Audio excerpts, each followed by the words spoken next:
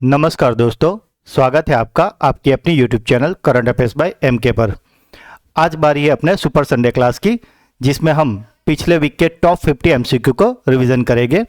तो आज हम इस वीडियो में 17 नवंबर 2025 से लेके 23 नवंबर 2025 के मोस्ट एमपी 50 एमसीक्यू को रिवीजन करेंगे। तो जो लोग चैनल को रेगुलर फॉलो करते हैं उनका रिवीजन हो जाएगा, और जो लोग चैनल पे पहली बार है उनके लिए भी ये वीडियो बहुत ही ज़्यादा हेल्पफुल रहेगा। तो पूरा वीडियो बड़े ध्यान से देखना, ताकि आप कोई भी वनडे, स्टेट या कोई भी कॉम्पिटिटिव एग्जाम दे रहे हो उसमें आपको निश्चित फायदा होगा। चैनल पे अगर पहली बार आए हो और अगर अभी तक चैनल को सब्सक्राइब नहीं किया तो प्लीज़ जल्दी से कर लीजिए। तो चलिए वीडियो स्टार्ट करते हैं। आज का पहला सवाल, भारत में जनजातीय गौरव दिवस यानी कि ट्राइबल प्राइड डे प्रतिवर्ष कब मनाया जाता है? तो दोस्तों, ये जो जनजातीय गौरव दिवस यानी कि ट्राइबल प्राइड डे है वो मनाया जाता है 15 नवंबर को। 2028 में ग्रीष्मकालीन ओलंपिक खेलों का आयोजन किस देश में होगा? तो दोस्तों, जैसे कि आप ये इमेज में देख रहे हो, इधर लिखा है LA 28। तो इससे आपको पता चल ही गया होगा कि ये होने वाला है संयुक्त राज्य अमेरिका में। और अमेरिका में कहाँ पे? अमेरिका में लॉस एंजलिस में 2028 में ये ओलंपिक खेल होने वाले हैं। एग्जाम पॉइंट ऑफ व्यू की अगर बात करें तो 2028 में लॉस एंजलिस ओलंपिक का उद्घाटन समारोह 14 जुलाई 2028 को होगा और समापन समारोह होगा 30 जुलाई 2028 को। ओलंपिक इतिहास में पहली बार कुल एथलीटों में महिलाओं की जो भागीदारी है वो लगभग पुरुषों के बराबर यानी कि 50.5% होगी, जो कि लैंगिक समानता की दिशा में एक बड़ा कदम है। इसमें खास बात यह है कि 100 वर्षों के अंतराल के बाद क्रिकेट इन ओलंपिक स्पर्धा में वापस आया है, और ये अब तक का सबसे बड़ा ओलंपिक खेल माना जाता है। नेक्स्ट क्वेश्चन, भारत में कैंसर निदान के लिए बायोमार्कर परीक्षण पहल किस संगठन या कंपनी ने शुरू की है? तो दोस्तों, ये जो बायोमार्कर परीक्षण है इसे शुरू किया है सर्वेयर इंडिया ने। यह पहल नवंबर 2025 में फार्मास्यूटिकल कंपनी सर्वेयर इंडिया द्वारा शुरू की गई है, जिसमें मेडजीनोम और स्ट्रेट लाइफ साइंस जैसी जीनोमिक लेबोरेटरी भी इसमें शामिल है। और इसका लक्ष्य है शहरी और ग्रामीण क्षेत्रों के बीच गुणवत्तापूर्ण निदान तक पहुंच और मौजूद को अंतर को घटाना है। यानी कि जो भी इलाज की जो प्रोसेस है वो शहरी और ग्रामीणों के बीच में अंतर नहीं रहना चाहिए, सबको ये सुविधा इक्वली मिलनी चाहिए। हाल ही में सर्वोच्च न्यायालय ने राज्य सरकार को 90 दिनों के भीतर सारंडा वन क्षेत्र को वन्यजीवन अभ्यारण्य के रूप में अधिसूचित करने का निर्देश दिया है। तो ये सारंडा वन किस भारतीय राज्य में स्थित है? तो दोस्तों, ये जो सारंडा वन है ये है झारखंड में। भारतीय रेलवे द्वारा पूर्वांतर सीमांत रेलवे और IIT गुवाहाटी के सहयोग से विकसित उस कृत्रिम बुद्धिमत्ता यानी कि AI आधारित प्रणाली का नाम क्या है, जिसका उपयोग चलती मालगाड़ियों के वैगन दरवाजों की सुरक्षा निगरानी के लिए है? तो दोस्तों, ये जो AI प्रणाली है उसका नाम है दृष्टि। एग्जाम पॉइंट ऑफ व्यू की अगर बात करें तो ये जो प्रणाली है दृष्टि वो AI यानी कि कृत्रिम बुद्धिमत्ता और मशीन लर्निंग एल्गोरिदम की सहायता से चलती है। और इससे होगा क्या कि जब भी कोई मालगाड़ी के दरवाजों के साथ छेड़छाड़ करे या उसको अनलॉक करेगा तो वह स्वतः पता लगाने में यह सिस्टम यानी कि यह प्रणाली सक्षम है। इसे पूर्वांतर सीमांत रेलवे यानी कि NFR और IIT गुवाहाटी ने technology innovation and development foundation के सहयोग से विकसित किया गया है। और इसका उद्देश्य है चोरी, माल के नुकसान को रोकना और रेलवे परिचालन की सुरक्षा और दक्षता सुनिश्चित करना है। ओडिशा के किन 2 समुद्री तटों को हाल ही में अंतर्राष्ट्रीय ब्लू फ्लैग प्रमाणन मिला है? तो दोस्तों, ये क्वेश्चन एग्जाम के पॉइंट ऑफ व्यू से काफी ज्यादा इंपॉर्टेंट है। तो ओडिशा के जो 2 तटों को अंतर्राष्ट्रीय ब्लू फ्लैग प्रमाणन मिला है वो है सोनपुर और गोल्डन बीच। दोस्तों, सोनपुर बीच की अगर बात करें तो ये ओडिशा के गंजाम जिले में स्थित है, और इस तट को 2023-24 और 2025-26 के लिए ब्लू फ्लैग प्रमाण पत्र मिला है। और अगर बात करिए गोल्डन बीच की तो ये पुरी में स्थित है, और इस बीच को लगातार 7वें वर्ष 2025-26 के लिए यह प्रमाणन अर्जित किया गया है। डिजिटल दिरहम के माध्यम से पहला सरकारी लेन देन किस प्लेटफॉर्म पर सफलतापूर्वक पूरा किया गया है? तो दोस्तों ये जो डिजिटल दिरहम है वो उसका जो लेन देन है वो किया गया है एम ब्रिज प्लेटफॉर्म पर। एग्जाम पॉइंट ऑफ व्यू की अगर बात करें तो यह पहला सरकारी लेन देन एम ब्रिज प्लेटफॉर्म जो कि एक multi central bank digital currency है प्लेटफॉर्म है, इस लेन देन को 2 मिनट से भी कम समय में पूरा गया था, जिससे डिजिटल दिरहम की दक्षता साबित हुई है। यह यूएई की राष्ट्रीय फिएट मुद्रा दिरहम का एक डिजिटल रूप है जिसे यूएई के केंद्रीय बैंक द्वारा जारी और विनियमित किया जाता है। एमब्रिज की अगर बात करें तो यह प्लेटफॉर्म एक सहयोगी परियोजना है और यह ब्लॉकचेन तकनीक का उपयोग करके मध्यस्थों के बिना डिजिटल मुद्राओं में तत्काल निपटान की सुविधा प्रदान करता है और इसका उद्देश्य है कि डिजिटल दिरहम पहल यूएई के वित्तीय बुनियादी ढांचे को आधुनिक बनाए और देश की डिजिटल अर्थव्यवस्था को बढ़ावा देने के व्यापक लक्ष्य का हिस्सा है। पेटेंट फाइलिंग के मामले में भारत अब दुनिया में किस स्थान पर है? तो दोस्तों हाल ही में एक रिपोर्ट आई थी जिसमें ऐसा बताया गया था कि विश्व में कुल 64,000 से भी ज़्यादा पेटेंट फाइलिंग हुई है, जिसमें से भारत ने तकरीबन 55% उसका हिस्सा था जितने पेटेंट फाइल हुई थी, यानी कि भारत 55% के साथ अब पूरे दुनिया में छठे नंबर पे आ गया है पेटेंट फाइलिंग के मामले में। खेलो इंडिया यूनिवर्सिटी गेम्स 2025 का आयोजन भारत के किस राज्य में किया जा रहा है? तो दोस्तों ये जो खेलो इंडिया यूनिवर्सिटी गेम्स 2025 है इसका आयोजन हो रहा है राजस्थान में। ये जो खेलो इंडिया यूनिवर्सिटी गेम्स है ये 24 नवंबर से लेकर 5 दिसंबर 2025 तक राजस्थान के अलग अलग 7 शहरों में खेले जाने वाले हैं और ये खेलो इंडिया यूनिवर्सिटी गेम्स का 5वां संस्करण है और इसका उद्देश्य है युवा एथलीटों को राष्ट्रीय स्तर का मंच प्रदान करना और जमीनी स्तर पर खेल संस्कृति को बढ़ावा देना। अंतर्राष्ट्रीय बौद्ध आयोजन जिसका नाम है अंतर्राष्ट्रीय त्रिपिटक जप समारोह, तो ये जो त्रिपिटक जप समारोह है इसका प्रमुख मेजबान शहर कौन सा है? तो दोस्तों ये जो त्रिपिटक है इसका जप समारोह का आयोजन होने वाला है बिहार के बोध गया में।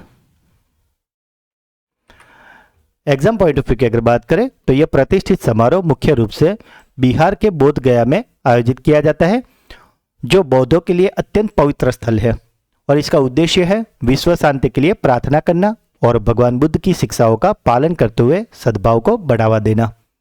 अगर त्रिपिटक की बात करें तो ये बौद्ध धर्म के पवित्र ग्रंथ है। इस आयोजन में विभिन्न देशों के भिक्षु इन ग्रंथों का जाप यानी कि पाठ करते हैं और इसमें पूरी दुनिया से लाखों भिक्षुक आते हैं और इसमें भाग लेते हैं और इसे भारत सरकार के संस्कृति मंत्रालय और अंतर्राष्ट्रीय बौद्ध परिसंघ जैसे संगठन आयोजित करते हैं। त्रिपिटक यानी कि 3 पेटियां इसका ऐसा अर्थ होता है और ये कौन कौन से त्रिपिटक है? तो जैसे कि हमने आगे इमेज में देखा, एक बार फिर से देख लो, यही है 3 पिटक जिसका नाम है सुत्त पिटक, विनय पिटक और अभिधम पिटक। संविधान 130वां संशोधन विधेयक की जांच हेतु संसद की संयुक्त समिति का अध्यक्ष किसे नियुक्त किया गया है? तो दोस्तों ये जो संविधान विधेयक की जांच हेतु जो समिति बनी है उसके अध्यक्ष बनी है अपराजिता सारंगी। अपराजिता सारंगी की जो समिति है वो कुल 3 विधेयकों की जांच कर रही है, जिसमें संविधान 130वां संशोधन विधेयक 2025, जम्मू और कश्मीर पुनर्गठन संशोधन विधेयक 2025 और केंद्र शासित प्रदेशों की सरकार संशोधन विधेयक 2025 शामिल है। भारत में लेखा परीक्षा दिवस यानी कि ऑडिट डे हर साल कब मनाया जाता है? तो दोस्तों ये जो ऑडिट डे है यानी कि लेखा परीक्षा दिवस वो मनाया जाता है 16 नवंबर को। इस दिन 1860 में सर एडमंड रमन ने भारत के पहले महालेखा परीक्षक के रूप में कार्यभार संभाला था। 2025 के ऑडिट डे की अगर बात करें तो इसे उपराष्ट्रपति सीपी राधाकृष्णन ने नई दिल्ली में केग कार्यालय, केग यानी कि कंट्रोलर एंड ऑडिटर जनरल के कार्यालय में आयोजित एक वार्षिक समारोह में इसका उद्घाटन किया है। भारत में पहला लेखा परीक्षा दिवस आधिकारिक तौर पर 16 नवंबर 2021 को मनाया गया था। तो आपको यह भी याद रखना है कि यह पहली बार कब मनाया गया था। सालू मुर्दा थिमक्का को किस राज्य की प्रसिद्ध पर्यावरणविद माना जाता है? तो दोस्तों ये जो सालुमरदा थिमक्का थी, यही है सालुमरदा थिमक्का जी, और ये कर्नाटक की प्रसिद्ध पर्यावरणविद थी, यही है सालुमरदा थिमक्का जी। इन्हें व्यापक रूप से वृक्ष माता के नाम से जाना जाता था, क्योंकि उन्होंने और उनके पति ने लगभग 80 वर्षों के दौरान कर्नाटक में 8000 से भी अधिक पेड़ लगाए थे, और इसके लिए उन्हें 2019 में भारत का चौथा सर्वोच्च नागरिक पुरस्कार यानी कि पद्मश्री से भी सम्मानित किया गया था। और 4 नवंबर 2025 को 114 वर्ष की आयु में बेंगलुरु में सालुमरदा थिमक्का जी का निधन हुआ है। धनुष श्रीकांत ने 2025 डेफलिम्पिक्स में पुरुषों की 10 मीटर एयर राइफल स्पर्धा में कौन सा पदक जीता है? तो दोस्तों जैसे कि आप इमेज में देख रहे होंगे, यही है धनुष श्रीकांत, और उन्होंने जीता है स्वर्ण पदक।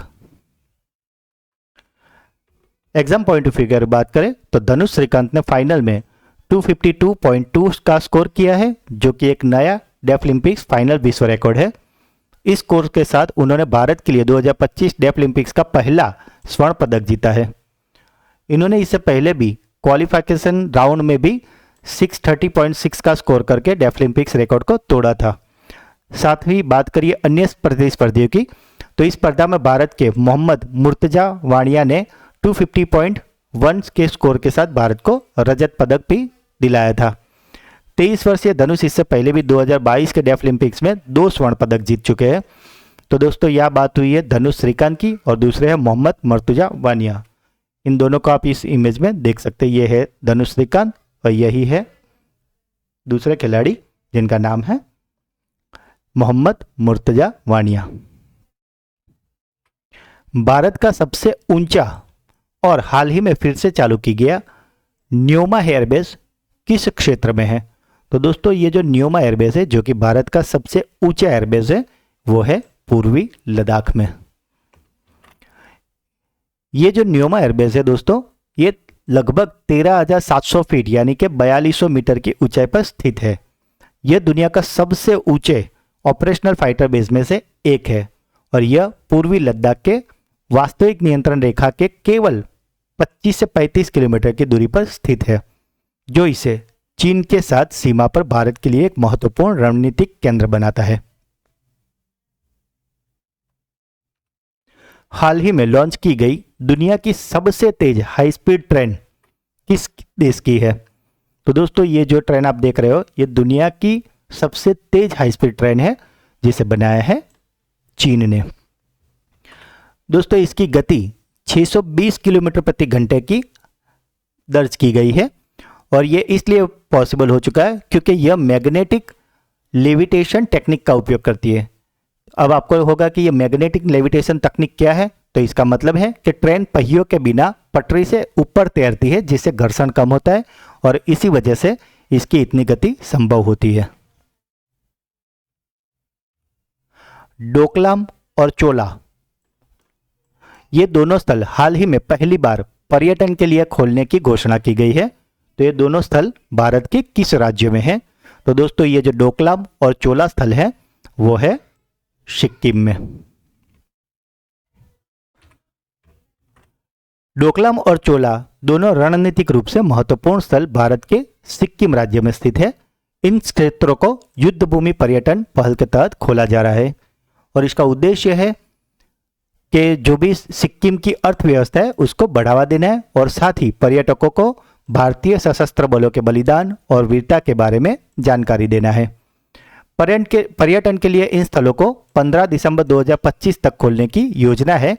अगर दोनों स्थल की बात करें तो जो स्थल है चोला, तो यह 1967 के नाथुला और चोला संघर्षों का स्थल है, और दूसरा जो स्थल है डोकलाम, यह 2017 में भारत और चीन के बीच एक महत्वपूर्ण सैन्य गतिरोध का केंद्र था।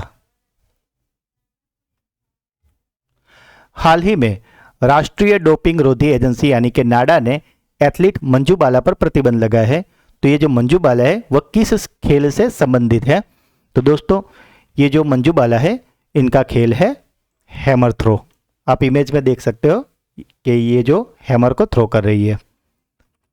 डोप परीक्षण में विफल होने के कारण उन पर यह प्रतिबंध लगाया गया है। उन्हें प्रतिबंधित एनाबॉलिक स्टेरॉइड के सेवन का दोषी पाया गया है, जिसलिए उन्हें 5 वर्ष के लिए प्रतिबंधित कर दिया गया है। मंजू बाला ने 2014 के एशियाई खेलों में कांस्य पदक जीता था। दोस्तों, अगर आपको वीडियो अच्छा लग रहा है और आपके एमके सर की मेहनत पसंद आ रही है तो प्लीज़ वीडियो को लाइक और चैनल को सब्सक्राइब जरूर कर देना। बढ़ते अगले क्वेश्चन की ओर। हाल ही में रोलाने महोत्सव किस भारतीय राज्य या केंद्र शासित प्रदेश में मनाया गया है? तो दोस्तों, ये जो रोलाने महोत्सव है वो मनाया गया है हिमाचल प्रदेश में।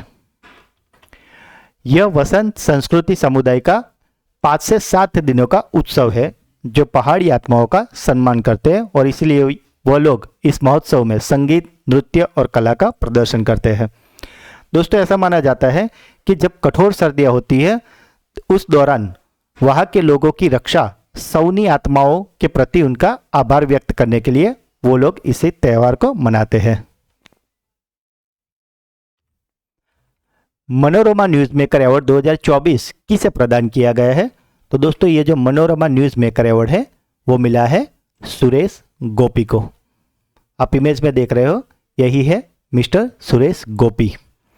यह पुरस्कार नई दिल्ली में आयोजित एक समारोह में भारत के उपराष्ट्रपति सीपी राधाकृष्णन द्वारा प्रदान किया गया और सुरेश गोपी को यह पुरस्कार उन्हें सिनेमा और राजनीतिक दोनों क्षेत्रों में महत्वपूर्ण योगदान और सफलता के लिए चुना गया है। हाल ही में बांग्लादेश की किस पूर्व प्रधानमंत्री को मौत की सजा सुनाई गई है? तो दोस्तों, ये न्यूज़ काफ़ी ज़्यादा चर्चा में थी पिछले हफ्ते, तो आपने ज़रूर इसको देखा ही होगा। तो ये प्रधानमंत्री है शेख हसीना। दरअसल दोस्तों, हुआ क्या था कि 2024 में छात्रों के नेतृत्व वाले विरोध प्रदर्शनों के दौरान मानवता के खिलाफ अपराधों यानी कि क्राइम अगेंस्ट ह्यूमैनिटी का शेख हसीना को दोषी ठहराया गया है, जिसमें प्रदर्शनकारियों के खिलाफ घातक बल प्रयोग करने का आदेश देना शामिल था। एक संयुक्त राष्ट्र की एक रिपोर्ट आई थी, उसके अनुसार जुलाई और अगस्त 2024 में हुए इन विरोध प्रदर्शनों के हिंसक दमन के दौरान तकरीबन 1400 से भी अधिक लोग मारे गए थे और हजारों लोग घायल हुए थे। इसलिए उन्हें ये 17 नवंबर 2025 को अंतर्राष्ट्रीय अपराध न्यायाधिकरण यानी कि इंटरनेशनल क्राइम ट्रिब्यूनल ICT ने यह फैसला सुनाया है और उन्हें मौत की सजा सुनाई है। भारत के पहले नदी फेरी टर्मिनल का उद्घाटन कहाँ किया गया था? तो दोस्तों, ये जो पहली नदी फेरी टर्मिनल है इसका उद्घाटन हुआ है गुवाहाटी में और इसका उद्घाटन किया था केंद्रीय वित्त मंत्री निर्मला सीतारमण जी ने। किस देश ने हाल ही में दुनिया की सबसे गहरे पानी के नीचे की प्रयोगशाला बनाने की योजना की घोषणा की है? तो दोस्तों, ये जो सबसे गहरे पानी के नीचे की प्रयोगशाला है ये बनाने वाला है अपना देश Bharat. Exam point of view की अगर बात करें तो यह परियोजना बंगाल की खाड़ी में बहुत ही गहराई में स्थित होने वाली है और इसका उपयोग न्यूट्रिनो खगोल विज्ञान और गहरे समुद्री पारिस्थितिक तंत्र के अध्ययन के लिए किया जाएगा। यह प्रयोगशाला लगभग 6000 मीटर यानी कि 19,685 फीट की गहराई पर स्थित होगी, जो इसे वर्तमान में सबसे गहरी सुविधा बनाती है और इसे इसरो और पृथ्वी विज्ञान मंत्रालय इसका नेतृत्व करेंगे। तो आपको ये क्वेश्चन याद रखना है कि सबसे गहरे पानी की नीचे प्रयोगशाला बनाने की घोषणा की है भारत ने। भारत और ब्रिटेन के बीच संयुक्त प्रशिक्षण जिसका नाम है अजय वॉरियर 25, इसका जो 8वां संस्करण हाल ही में आयोजित हुआ है वह कहाँ हो रहा है? तो दोस्तों, ज़्यादातर इंडिया में जब ऐसे जो भी सैन्य अभ्यास होते हैं वो ज़्यादातर होते हैं राजस्थान में, तो इसका भी सही जवाब है राजस्थान। अजय वॉरियर की अगर बात करें तो ये इसका 8वां संस्करण था जो 17 से 30 नवंबर 2025 तक आयोजित किया जा रहा है। अभ्यास का आयोजन राजस्थान की महाजन फील्ड फायरिंग रेंज स्थित विदेशी प्रशिक्षण नोड में किया जा रहा है और इसका उद्देश्य है अर्ध शहरी वातावरण में आतंकवाद विरोधी अभियानों में परिचालन तालमेल को मजबूत करना। हाल ही में गुजरात के किस शहर के संगमरमर को भौगोलिक संकेतक यानी कि GI टैग प्राप्त हुआ है? तो दोस्तों, गुजरात के जो संगमरमर को भौगोलिक टैग यानी कि जीआई टैग मिला है वो है अंबाजी का। यह संगमरमर उत्तर गुजरात के बनासकांठा जिले में स्थित अंबाजी शहर की खदानों से प्राप्त होता है और ये जीआई टैग उसे इसलिए मिला है क्योंकि ये जो संगमरमर होता है वो अपनी दुधिया सफ़ेदी, असाधारण चमक और उच्च स्थायित्व के लिए जाना जाता है। दोस्तों ये जो अंबाजी की संगमरमर की खदानें हैं वो 1200 से 15 साल पुरानी मानी जाती है और ये जो संगमरमर है इसका उपयोग माउंट आबू में स्थित दिलवाड़ा जैन मंदिर और हाल ही में बने अयोध्या के राम मंदिर के निर्माण में भी किया गया था। तो आप इमेज में देख सकते हो यही है अंबाजी का संगमरमर और ये जो नीचे इमेज देख रहे हो ये है अंबाजी का प्रसिद्ध मंदिर। आईएसएसएफ विश्व चैंपियनशिप राइफल पिस्टल 2025 में भारत ने कुल कितने पदक जीते हैं? तो दोस्तों ये जो आईएसएसएफ विश्व चैंपियनशिप है इसमें भारत ने कुल जीते हैं 13 पदक। एग्जाम पॉइंट ऑफ व्यू की अगर बात करें तो यह प्रतियोगिता 6 नवंबर से 18 नवंबर 2025 तक चली थी। आईएसएसएफ विश्व चैंपियनशिप राइफल्स 2025 का आयोजन मिस्र के काहिरा में इजिप्ट इंटरनेशनल ओलंपिक सिटी में किया गया था। अगर इस प्रतियोगिता में पहले नंबर की बात करें तो पहले नंबर पे था चाइना, दूसरे पे था कोरिया और तीसरे पे था भारत। और अगर मेडल की बात करें तो पीपल्स रिपब्लिक ऑफ चाइना ने 12 स्वर्ण, 7 रजत और 2 कांस्य यानी कि कुल 21 पदों के साथ पहला स्थान। रिपब्लिक ऑफ कोरिया की बात करें तो उसने 7 स्वर्ण, 3 रजत और 4 कांस्य के साथ कुल 14 पदक के साथ दूसरा स्थान। और अगर भारत की बात करें तो उसने 3 स्वर्ण, 6 रजत और 4 कांस्य यानी कि कुल 13 पदों के साथ तीसरा स्थान हासिल किया है। प्लास्टिक अपशिष्ट ब्रांड ऑडिट 2025 आयोजित करने वाला भारत का पहला राज्य कौन सा है? तो दोस्तों ये जो प्लास्टिक अपशिष्ट ब्रांड ऑडिट 2025 है इसे भारत में सबसे पहले लागू किया है पंजाब ने। पंजाब प्रदूषण नियंत्रण बोर्ड यानी कि पीपीसीबी ने प्लास्टिक प्रदूषण से निपटने के लिए भारत का पहला राज्य स्तरीय प्लास्टिक अपशिष्ट ब्रांड ऑडिट 2025 आयोजित किया है। यह ऑडिट भारत में अपनी तरह की पहली पहल है और यह पंजाब के 6 शहरों मोहाली, जलंधर, लुधियाना, अमृतसर, पटियाला और बठिंडा में किया गया था। हाल ही में किस राज्य के हीरो को जीआई टैग प्राप्त हुआ है? तो दोस्तों ये जो जीआई टैग प्राप्त हुआ है वो है मध्य प्रदेश के हीरो को। दोस्तों ये जो हीरा है वो मध्य प्रदेश के पन्ना जिले से मिलता है और अब ये विश्व बाजार में पन्ना डायमंड के नाम से बेचा जाएगा। इस हीरे की अगर खासियत की बात करें तो यह हीरे अपनी हल्की रंगत और स्पष्ट कमजोर कार्बन रेखा के कारण मशहूर है। पन्ना भारत के एकमात्र ऐसा जिला है जहां औद्योगिक स्तर पर हीरो का खनन होता है। मानव हाथी संघर्ष को कम करने के लिए किस राज्य के मुख्यमंत्री ने कुमकी हाथी प्रशिक्षण केंद्र और हनुमान परियोजना का शुभारंभ किया है? तो दोस्तों ये जो कुमकी हाथी प्रशिक्षण केंद्र और हनुमान परियोजना है इसका शुभारंभ किया है आंध्र प्रदेश ने। यह केंद्र थुम्बाकोंडा में स्थापित किया गया है। अभी बात करें कुमकी हाथी प्रशिक्षण केंद्र, तो दोस्तों ये जो कुमकी है ये ऐसे हाथी होते हैं जिन्हें जंगली हाथियों को नियंत्रित करने के लिए प्रशिक्षित किया जाता है। प्रशिक्षण केंद्र में हाथियों को इस कार्य के लिए विशेष रूप से तैयार किया जाएगा और इसका मुख्य उद्देश्य है मानव बस्तियों में हाथियों का प्रवेश को रोकना और मानव हाथी संघर्ष से होने वाले जानमाल के नुकसान को प्रभावी ढंग से कम करना। और साथ ही बात करें हनुमान परियोजना की, तो हनुमान जिसका पूर्ण नाम है healing and nurturing unit for monitoring aid and nursing of wild life, तो आपको इसका पूरा नाम भी याद रखना है। और साथ ही याद रखना है कि कुमकी हाथी प्रशिक्षण केंद्र और हनुमान परियोजना लागू की है आंध्र प्रदेश ने। हॉर्नबिल महोत्सव 2025 के लिए भारत ने किस देश को अपना आधिकारिक तौर पर साझेदार देश यानी कि कंट्री पार्टनर बनाया है? तो दोस्तों ये जो हॉर्नबिल महोत्सव 2025 है इसका अब कंट्री पार्टनर देश बन गया है यूनाइटेड किंगडम यानी कि यूके। हॉर्नबिल महोत्सव हर साल की तरह 1 से 10 दिसंबर 2025 तक आयोजित किया जाएगा और यह उत्सव नागालैंड की राजधानी कोहिमा से लगभग 12 किलोमीटर दूर किसामा हेरिटेज विलेज में आयोजित होगा। और ये जो कंट्री पार्टनर बना है, इसका उद्देश्य है सांस्कृतिक आदान प्रदान को बढ़ावा देना और साथ ही नागालैंड में पर्यटन को बढ़ावा देना और महोत्सव की वैश्विक दृश्यता को बढ़ाना है। यूनिसेफ इंडिया ने हाल ही में किस भारतीय अभिनेत्री को बाल अधिकारों के लिए अपना सेलिब्रिटी एडवोकेट नियुक्त किया है? तो दोस्तों, यूनिसेफ की बाल अधिकारों की सेलिब्रिटी एडवोकेट बन गई है अभिनेत्री कीर्ति सुरेश। ये साउथ की फिल्मों की जानी मानी अभिनेत्री है। ऑस्ट्रेलिया का सर्वोच्च खेल सम्मान द डॉन अवार्ड 2025 जीतने वाले पहले रेसिंग ड्राइवर कौन बने हैं? तो दोस्तों, ये जो द डॉन अवार्ड 2025 है, जो कि ऑस्ट्रेलिया का सर्वोच्च खेल सम्मान है, इसे जीत लिया है ऑस्कर पियास्त्री ने। यह पुरस्कार का नाम महान ऑस्ट्रेलियाई क्रिकेटर सर डोनाल्ड ब्रैडमैन के नाम पर रखा गया है।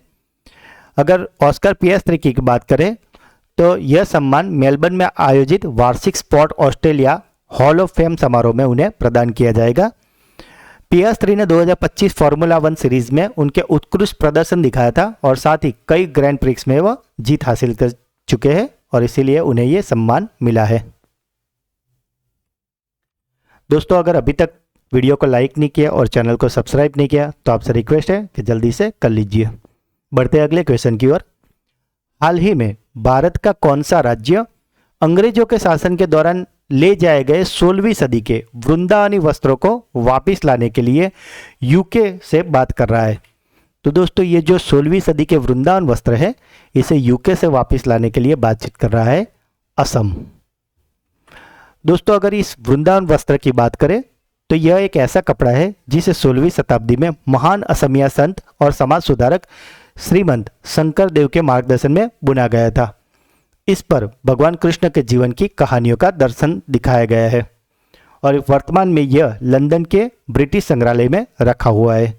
आप इमेज में देख सकते हो दोस्तों, यही है लंदन का ब्रिटिश संग्रहालय और ये जो आप वस्त्र देख रहे हो, यही है वृंदावनी वस्त्र। किस भारतीय पत्रकार को टाइम पत्रिका ने 2025 के 100 सबसे प्रभावशाली जलवायु नेताओं में डिफेंडर्स की श्रेणी में रखा गया है? तो टाइम पत्रिका के 100 सबसे प्रभावशाली जलवायु नेताओं में डिफेंडर्स की श्रेणी में आ गए हैं सोनम वांगचुक। वह हिमालय क्षेत्र में जल संकट से निपटने के लिए आइस्तूप यानी कि कृत्रिम ग्लेशियर परियोजना के लिए जाने जाते हैं। उन्हें उनके काम के लिए कई राष्ट्रीय और अंतर्राष्ट्रीय पुरस्कार मिले हैं, जिनमें रोलेक्स अवार्ड फॉर एंटरप्राइज भी शामिल है। यही है मिस्टर सोनम वांगचुक। प्रतिष्ठित chevalier of the order of art and letters पुरस्कार 2025 से किस भारतीय कला निर्देशक को सम्मानित किया गया है? तो दोस्तों, ये जो chevalier of the order of art and letters पुरस्कार 2025 है, ये मिला है भारतीय कला निर्देशक जिनका नाम है थोटा थरानी। यह पुरस्कार chevalier of the order of art and letters के नाम से जाना जाता है और कला व साहित्य के क्षेत्र में उल्लेखनीय योगदान के लिए दिया जाता है। इस सम्मान को भारत में फ्रांस के राजदूत ने 13 नवंबर 2025 को चेन्नई में एक समारोह में थोटा थरानी जी को प्रदान किया था। थोटा थरानी की अगर बात करें तो वे भारतीय सिनेमा और कला के क्षेत्र में उनका विशेष योगदान रहा है और उन्होंने कई लोकप्रिय फिल्मों के लिए कला निर्देशक के रूप में काम किया है। और उनकी प्रसिद्ध फिल्मों की बात करें तो नायक, शिवाजी, पुण्यन सेल्वन जैसी कई सारी प्रसिद्ध फिल्मों में उन्होंने कला निर्देशक का कार्य किया है। थोटा थरानी से पहले ये पुरस्कार अन्य भी कई सारी सेलिब्रिटी को मिल चुका है, जिनमें विशेष शिवाजी गणेशन, कमल हसन और ऐश्वर्या बच्चन और कल्कि कोचलियन जैसे दिग्गज नाम भी शामिल हैं। किस देश ने हाल ही में घोषणा की है कि वह 22 नवंबर 2025 से भारतीय नागरिकों के लिए वीज़ा मुक्त प्रवेश को निलंबित कर देगा? तो दोस्तों, ये जो वीज़ा मुक्त प्रवेश निलंबित कर दिया है वो है ईरान ने। ईरान ने 22 नवंबर 2025 से भारतीय नागरिकों के लिए वीज़ा मुक्त प्रवेश को निलंबित यानी कि रद्द कर दिया है। ईरान ने मूल रूप से भारतीयों के लिए वीज़ा मुक्त सुविधा की घोषणा तो की थी, लेकिन यह केवल हवाई अड्डों के माध्यम से प्रवेश करने वाले यात्रियों तक ही सीमित थी। और ये वीज़ा मुक्त प्रवेश को रद्द करने का मुख्य कारण यह है कि भारत ने ईरानी नागरिकों के इसी तरीके की वीज़ा मुक्त सुविधा प्रदान नहीं की थी, और इसीलिए अब 22 नवंबर 2025 के बाद भारतीय नागरिकों को ईरान यात्रा के लिए वीज़ा प्राप्त करना आवश्यक होगा। विश्व स्वास्थ्य संगठन यानी कि WHO की नवीनतम ग्लोबल टीबी रिपोर्ट 2025 के अनुसार भारत ने वर्ष 2015 से लेकर 2024 तक टीबी के मामलों की घटनाओं में लगभग कितने प्रतिशत की गिरावट दर्ज की है।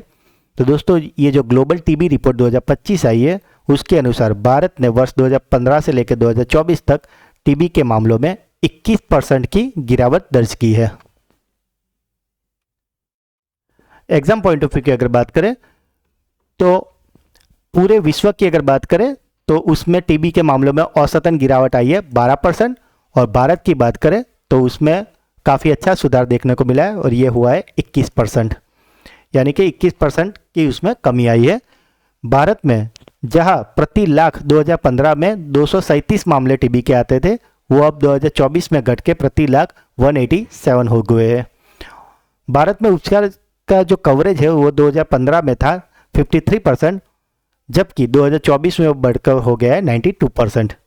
और इसका प्रमुख कारण है भारत टीबी मुक्त भारत आयुष्मान आरोग्य मंदिर और निक्षय पोषण योजना जैसी भारत सरकार की कई सारी पहल। हाल ही में कैम्ब्रिज डिक्शनरी ने किस शब्द को 2025 का वर्ड ऑफ द ईयर 2025 घोषित किया है? तो दोस्तों, कैम्ब्रिज डिक्शनरी का वर्ड ऑफ द ईयर 2025 बन गया है पैरा सोशल। हाल ही में यानी कि नवंबर 2025 में अंतर्राष्ट्रीय गीता महोत्सव 2025 कहाँ प्रारंभ हुआ है? तो दोस्तों, ये जो अंतर्राष्ट्रीय गीता महोत्सव 2025 है वो आरंभ हुआ है कुरुक्षेत्र हरियाणा में। नवंबर 2025 में कुरुक्षेत्र हरियाणा के पवित्र ब्रह्म सरोवर के तट पर यह महोत्सव प्रारंभ हुआ है, और इसी के दौरान यहाँ पे सरस एवं शिल्प मेले का भी आयोजन किया गया है। तो दोस्तों, अगर आपसे ऐसा पूछे कि सरस एवं शिल्प मेला का आयोजन कहाँ हुआ है, या फिर आपको ऐसा पूछे कि अंतर्राष्ट्रीय गीता महोत्सव का आरंभ हुआ है, तो दोनों का आंसर है कुरुक्षेत्र हरियाणा। अगर बात करें गीता महोत्सव की, तो इस महोत्सव का मुख्य उद्देश्य भगवत गीता के सार्वभौमिक संदेश और दर्शन का प्रचार प्रसार करना है। यह धर्म और संस्कृति के माध्यम से वैश्विक शांति और सद्भाव को बढ़ावा देता है। यह महोत्सव अंतर्राष्ट्रीय स्तर पर मनाया जाता है, जिसमें विविध देशों के राजनयिक और पर्यटक भाग लेते हैं। कुरुक्षेत्र की अगर बात करें तो यह वही पवित्र भूमि है जहां महाभारत का युद्ध हुआ था और भगवान कृष्ण ने अर्जुन को गीता का ज्ञान दिया था। हाल ही में नवंबर 2025 में उत्तर प्रदेश के किस उत्पाद को भौगोलिक संकेत यानी कि जीआई टैग मिला है? तो दोस्तों, ये जीआई टैग मिला है मेरठ बिगुल को। आप इमेज में देख सकते हो, यही है मेरठ बिगुल। भारत के पहले तेंदुआ जन्म नियंत्रण कार्यक्रम को किस राज्य में प्रायोगिक आधार पर मंजूरी दी गई है? तो दोस्तों, ये जो पहला तेंदुआ जन्म नियंत्रण कार्यक्रम है, इस पायलट प्रोजेक्ट को मंजूरी दी है महाराष्ट्र सरकार ने। महाराष्ट्र ने भारत का पहला तेंदुआ जन्म नियंत्रण का कार्यक्रम शुरू किया है, और इसका उद्देश्य है महाराष्ट्र के जो जुन्नूर वन प्रभाग है, जो कि पुणे जिले में, वहां तेंदुओं की बढ़ती आबादी को नियंत्रित करना। इस क्षेत्र में मानव और तेंदुआ संघर्ष की घटनाओं में वृद्धि देखी गई थी, जिससे जानमाल का नुकसान हो रहा था, और इसीलिए आबादी नियंत्रण को करने के लिए और इस संघर्ष को कम करने के लिए यह प्रोजेक्ट शुरू किया गया है। इस कार्यक्रम में गैर इनिशिएटिव तरीकों का उपयोग करके मादा तेंदुओं का रासायनिक गर्भ निरोधक किया जाएगा। यह पहल महाराष्ट्र वन विभाग द्वारा भारतीय वन्य जीव संस्थान और अंतर्राष्ट्रीय विशेषज्ञों के सहयोग से कार्यान्वित किए जा रही है। हाल ही में किस भारतीय राज्य ने निवासियों को सीधे व्हाट्सएप के माध्यम से सरकारी नागरिक सेवाओं तक पहुंच प्रदान करने के लिए मी सेवा शुरू की है? तो दोस्तों, ये जो व्हाट्सएप पे एक सेवा शुरू की गई है जिसका नाम है मी सेवा, आप ये इमेज में देख सकते हो। तो ये मी सेवा शुरू करने वाला राज्य है तेलंगाना।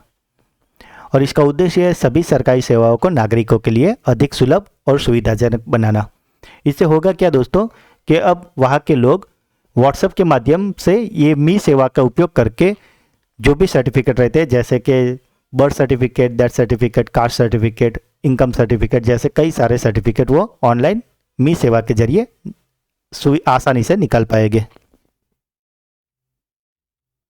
पहला नागालैंड सहकारी सम्मेलन 2025 कहाँ आयोजित किया गया? तो दोस्तों ये जो नागालैंड सहकारी सम्मेलन 2025 है, जो कि पहली बार हो रहा है, वो हो रहा है कोहिमा में।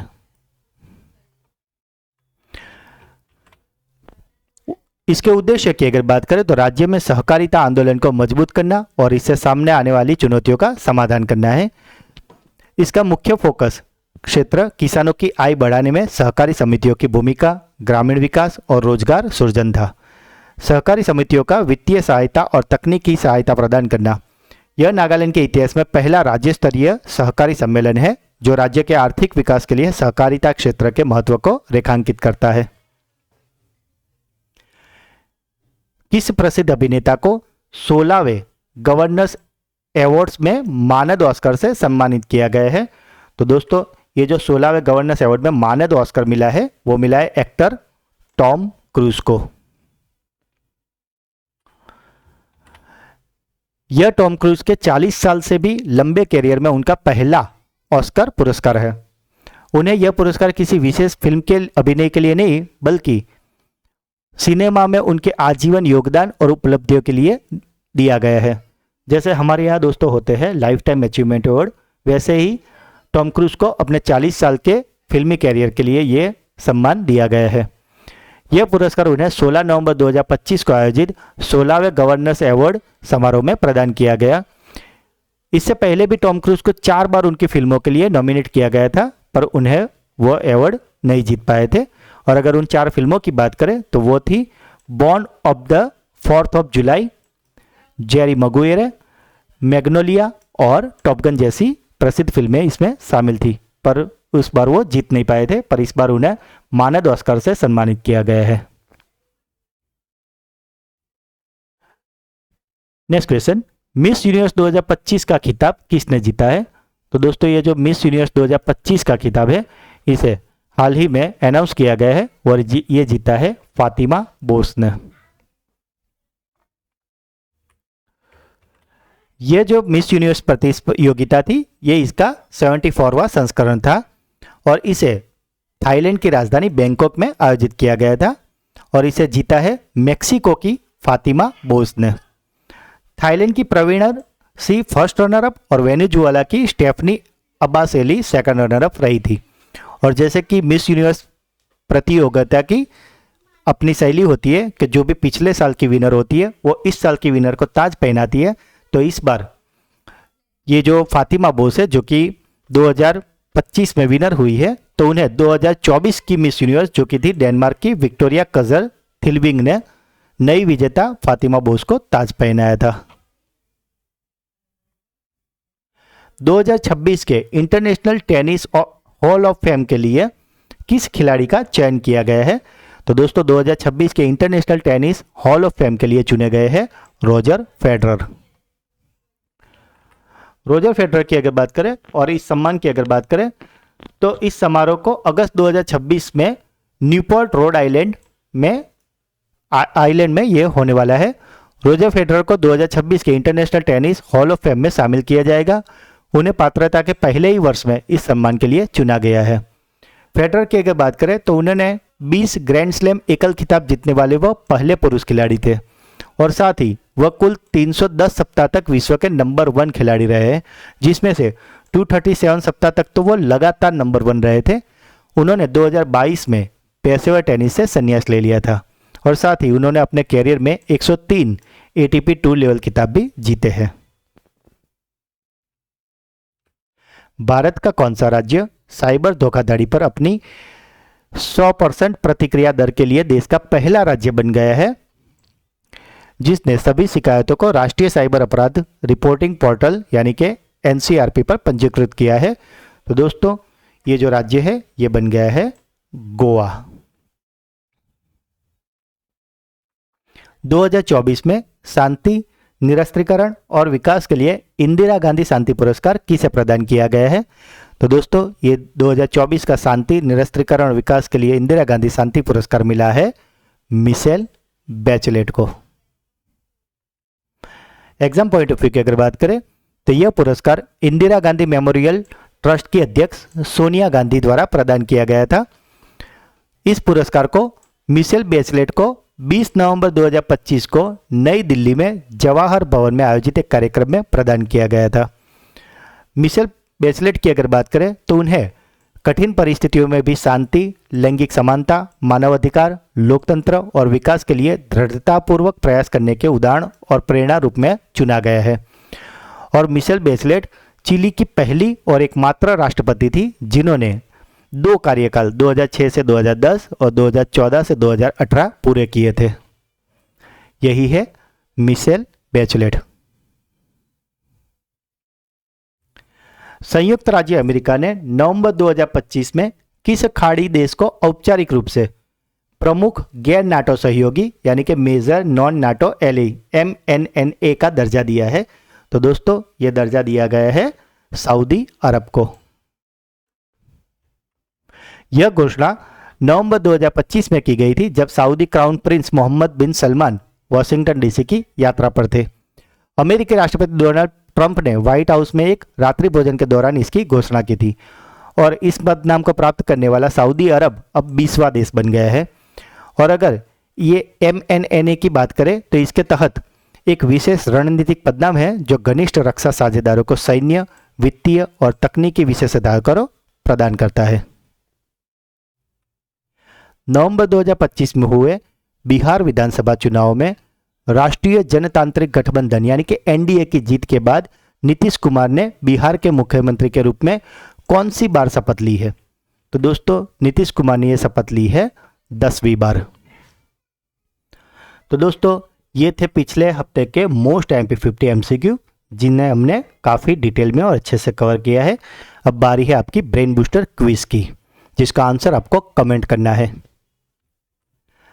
आज का पहला सवाल, हाल ही में बांग्लादेश की किस पूर्व प्रधानमंत्री को मौत की सजा सुनाई गई है? मानव हाथी संघर्ष को कम करने के लिए किस राज्य के मुख्यमंत्री ने कुमकी हाथी प्रशिक्षण केंद्र और हनुमान परियोजना का शुभारंभ किया है?